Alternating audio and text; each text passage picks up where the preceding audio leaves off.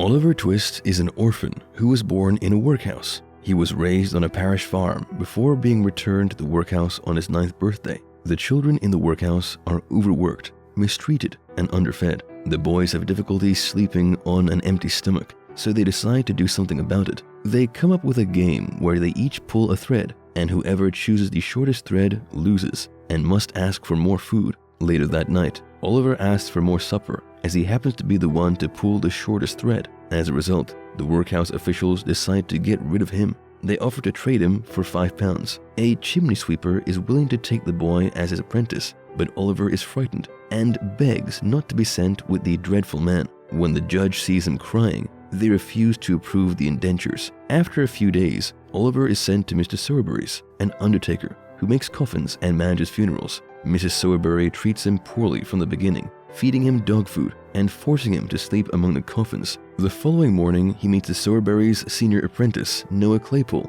who begins bullying the youngers right away. In the house, Noah is treated well and better fed, whereas Oliver is treated poorly. Mr. Sowerberry is the only one who is kind to the boy. One day, Noah insults Oliver's dead mother, and Oliver snaps and attacks him. Mrs. Sowerberry then locks him up and sends for Mr. Bumble, who had brought the boy to them. Furious at Oliver, Mrs. Sowerberry later makes her husband beat up the boy. Knowing that he will keep getting mistreated, Oliver escapes the house. Oliver starts walking to London, which is 70 miles away. He eats what little food he has, drinks from puddles, and sleeps under haystacks. On the way, he begs for food, but is chased away by the house owners. Eventually, Oliver passes out on the road due to starvation and exhaustion after having to walk without food. Fortunately, a kind lady sees him and takes him to her home, where he is fed and given a place to stay for the night. She is appalled to learn that he is headed to London alone. The next morning, Oliver resumes his journey. He walks for 7 days until he arrives in London. When he reaches his destination,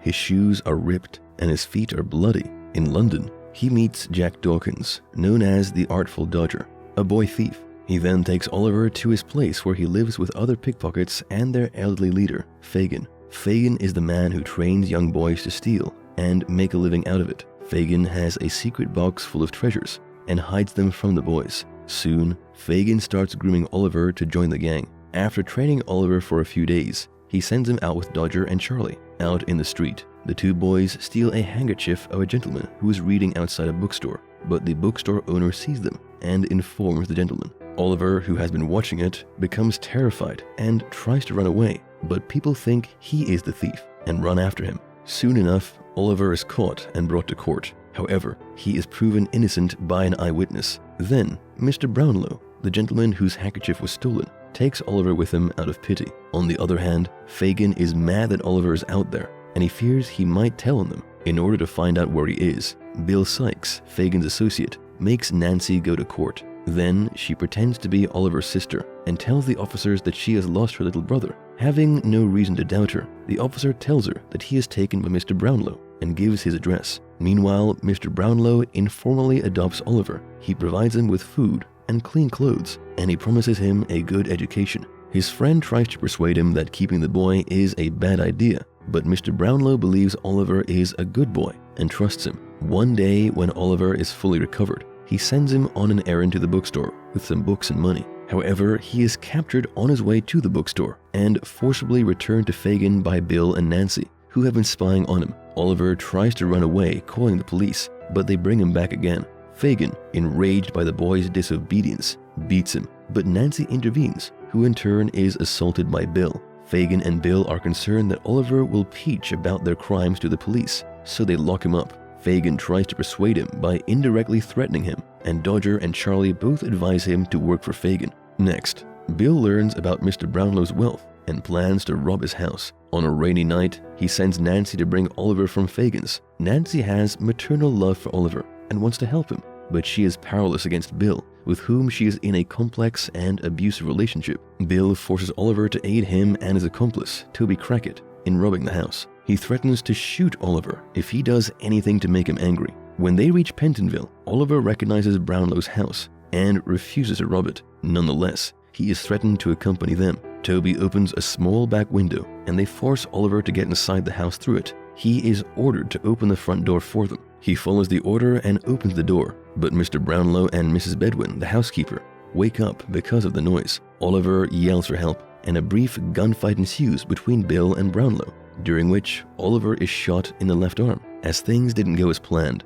Bill picks him up and they run out of the house. He decides to kill Oliver while running to ensure his silence, but he slips and falls into the cold river. He screams for help, but Toby flees with Oliver. Soon after, Toby arrives at Fagin's place with a wounded and weak Oliver and informs him of what has happened. On the other hand, Bill survives but is confined to his bed due to a high fever. He suggests murdering Oliver because he was seen and might peach on them. He also instructs Fagin to keep the boy under his supervision until he recovers. On the other hand, Nancy regrets bringing Oliver back and is concerned about him. Bill, noticing that something is bothering her, asks what the problem is, but she attempts to appear normal. Later, she drugs Bill and goes to Mr. Brownlow's house. Once there, she approaches Mrs. Bedwin and requests that she relay her message to Brownlow. Finally, a meeting is set up with him on London Bridge on Sunday night. On Sunday night, as Fagin and Bill are talking about their business, Nancy is about to head out, but is stopped by Bill. She begs him to let her go, but Bill is adamant about his decision. He thinks she has caught his fever. Noticing her strange behavior, Fagin asks what is wrong with her, but she refuses to talk about it. He becomes suspicious of her and asks Dodger to keep an eye on her. Initially, Dodger is hesitant to spy on her because Nancy is a good person, but Fagin persuades him by offering good money. Next, Nancy meets Mr. Brownlow and tells him that Oliver is being held by Fagin in Spitalfields. She doesn't give away Bill's name for her own safety. She also asks him to keep what she told him a secret and suggests that he go to the police station that very moment. Meanwhile, Dodger, who has been spying on Nancy, rushes to inform Fagin that Nancy has leaked information about them and traps are coming to get them. He is reluctant to expose Nancy in front of Bill because he fears Bill will harm her. However, he is bullied into telling it. Hearing this, Bill storms out in rage and Fagin tries to stop him, but fails. Soon, Fagin and the boys pack the belongings and leave along with Oliver. Next, when Bill arrives home, he finds Nancy sleeping.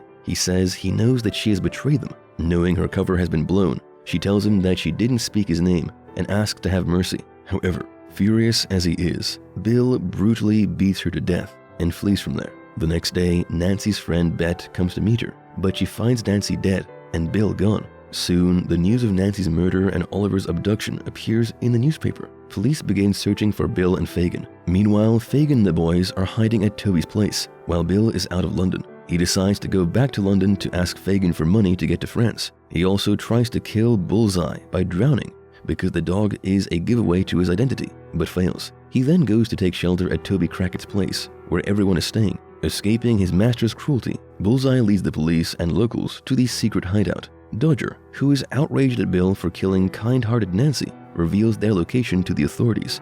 Desperately, Bill takes Oliver as a hostage onto the roof so that they cannot shoot him as long as the boy's with him. While trying to swing to another building using a rope to escape the mob, he gets distracted by his dog barking, slips his footing, and accidentally hangs himself. Sometime later, Oliver is revealed to be living comfortably with Mr. Brownlow again. Fagin has been arrested, but what happened with the pickpockets is unknown. Oliver wishes to see Fagin, to whom he is grateful for his kindness, despite what he made him do, and Brownlow takes him to prison. There they find Fagin, who has begun hallucinating and is ranting and wailing. When he realizes Oliver is there, he expects him to help him escape the prison. Oliver is devastated to see his condition and asks God to forgive the old man. Mr. Brownlow then escorts the boy out while he is crying. Outside, the gallows are being prepared in the courtyard where people have gathered to witness Fagin's execution. The film concludes with Oliver and Brownlow riding back home in a carriage.